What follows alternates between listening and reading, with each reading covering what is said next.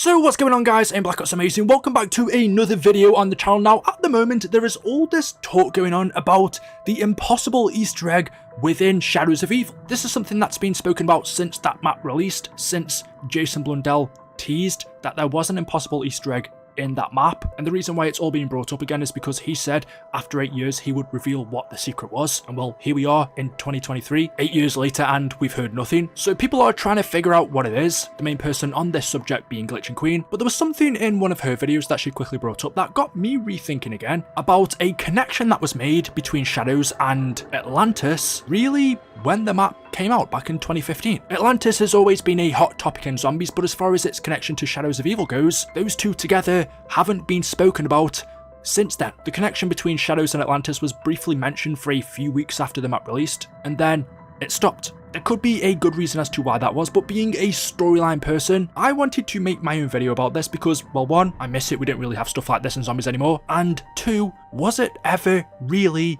fully explored? Did anyone ever say, yeah, okay, this might be a thing, or was the reason it was never brought up again is because there was nothing to it? If you were around during the early days of BO3 Zombies, if you were there on the release day, you might have noticed for yourself that this map in particular, as far as the aesthetics goes, looks quite a bit different to our regular zombies map. It's not a, Group 935 facility. It isn't a battlefield, something that takes place in World War I or World War II. It's not really a zombie apocalyptic wasteland, but it's a vibrant metropolis. It is a futuristic looking city that takes place during the 1940s. Shadows of Evil takes place in Morgue City, which of course is a fictional city, but looking at it, it's very clearly inspired by Chicago. However, as I mentioned, and as you will see with multiple other Treyarch Zombies maps, it seems like Treyarch got other inspirations as well. And besides from the horizon, the background, the building, the night sky, there are a few interesting things we can find around the map. And by the way, before I forget, the first time I actually ever saw any of this was, I believe, from Play the Game, which was a very good YouTube channel back in the day for zombies. I don't know this 100%, but I'm pretty sure from a couple of things they told us that they might have had inside information from Treyarch themselves, but they made the connection that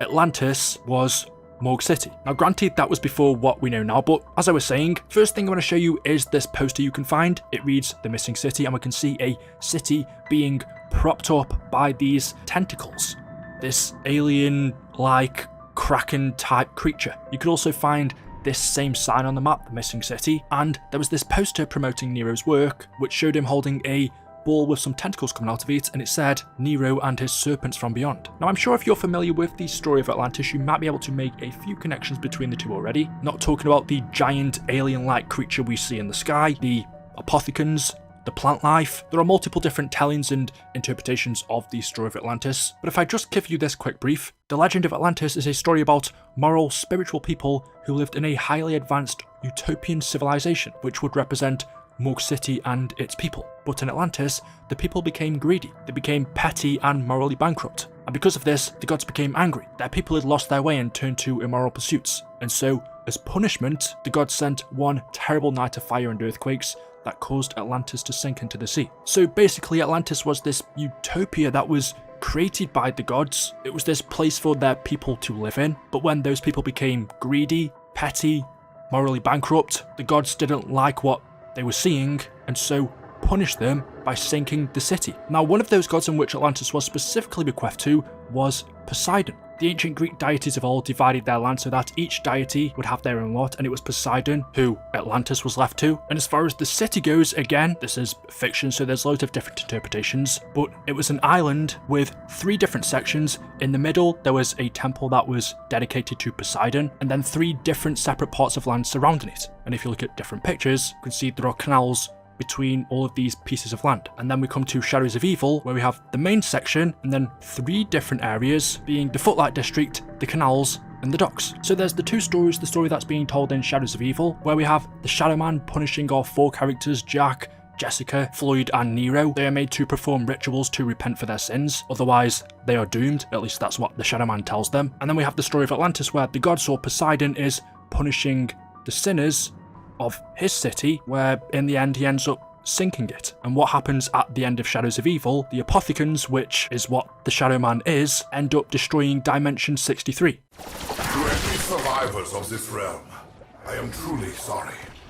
I wish I could offer you some words of comfort, but I cannot.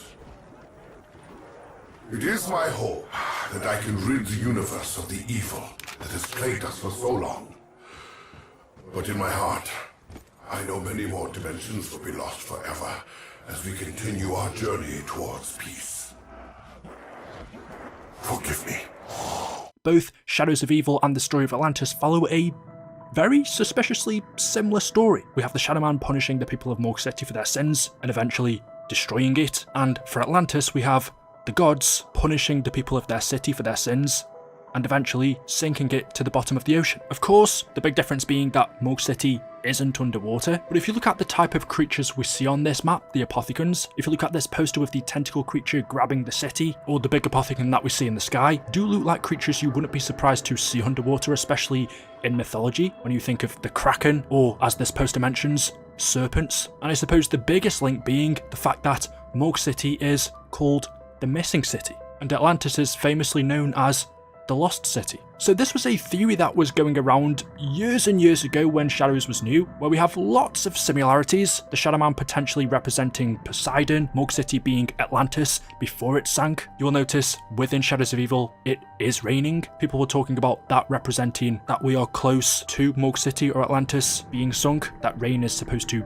symbolize that, symbolize the water in the ocean. But the one big thing that people didn't quite fully understand at the time, which was explained more as we went on through the maps in BO3, was this game's relation to H.P. Lovecraft and his work and his stories. Because whilst we don't fully know, maybe Treyarch did get inspiration from Atlantis, we do know for certain that they got a lot of inspiration from H.P. Lovecraft. And this is pretty much confirmed. We have elder gods in Lovecraft stories, we have elder gods in zombies. In Cold War and Vanguard we've heard mentions of the old ones. In Lovecraft we have the great old ones. If we look at some of the Apothicons, it's clear to see that Treyarch took inspiration from Lovecraft's universe. And similar to Atlantis, there is also a sunken city in Lovecraft stories as well. It's spelled R'lyeh, but apparently it's pronounced Yulia. I could be saying that totally wrong. But this was a sunken city that was located deep under the Pacific Ocean, and is where the Great Old One, Cthulhu, was imprisoned. You will notice the architecture of Yulia compared to Atlantis is quite a bit different. I would say this compared to Morg City, there aren't as many similarities, really if any. Since we know how Atlantis sunk, I tried to find out how Yulia did, but I couldn't really find a specific answer. I don't really know too much about Lovecraft stories. Some people said it's because of cosmetic events, the alignment of the stars, I don't know, but besides from the sunken city, as I mentioned before in Lovecraft, we have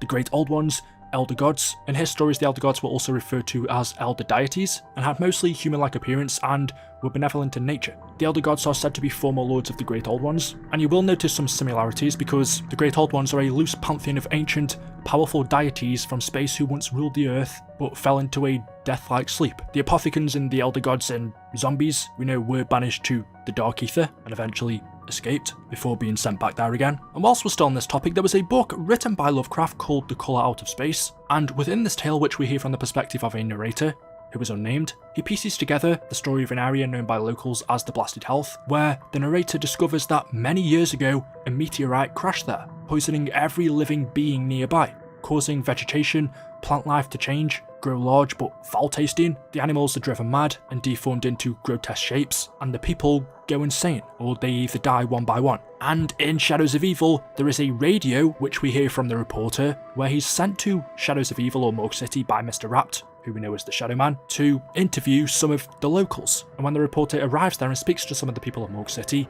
this is what they tell him. Hey, Mr. Rapt, just checking in. So I'm here, finally. Taking in the sights, sounds, and smells of Morg City. I know you sent me here to write a piece about the city's bustling nightlife and theater scene, and the characters that inhabit it, but things are getting kind of strange. Even though no one seems to want to talk about it, something is definitely off about this city. Just last week there was a meteor shower. A freaking meteor shower. And everybody acted like it was no big thing. Then, the mold showed up. All over the city. In the dark, damp alleys, there's a strange kind of fungus growing.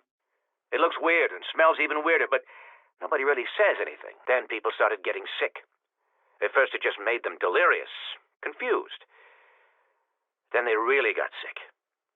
It was like they were wasting away. People finally started talking about it. I spoke to one guy in his 80s, a fruit seller, at the local market. He said something similar happened in New England in 1882. When I tried to press him on it, he just lowered his head and ignored me. If you ask me, something definitely ain't right here.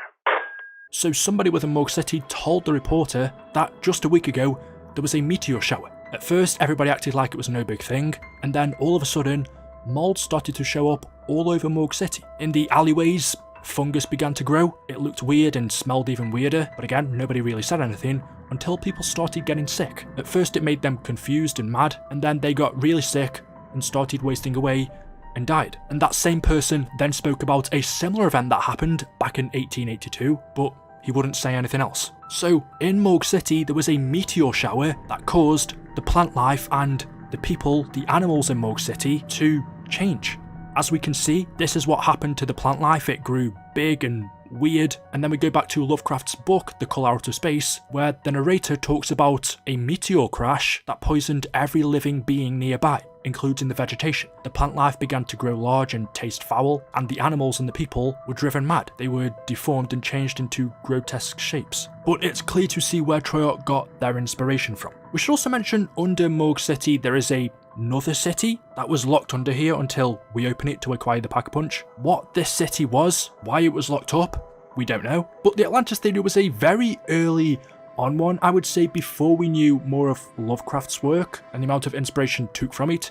But maybe it is possible Treyarch also took some inspiration from Atlantis as well. However, to me it's very interesting, anything story related like this. I always love to get into it. It's just a shame we don't have too much of it now with the latest games, but there's still endless amounts that have built up over the years, and this one for me still leaves a lot to explore. So let me know your thoughts in the comment section below, but as always, hopefully you've enjoyed the video today. Drop a like rating if you have. Make sure you are subscribed to stay up to date with the latest content on the channel. Thank you all for watching, and I'll see you in the next one. Until then, goodbye.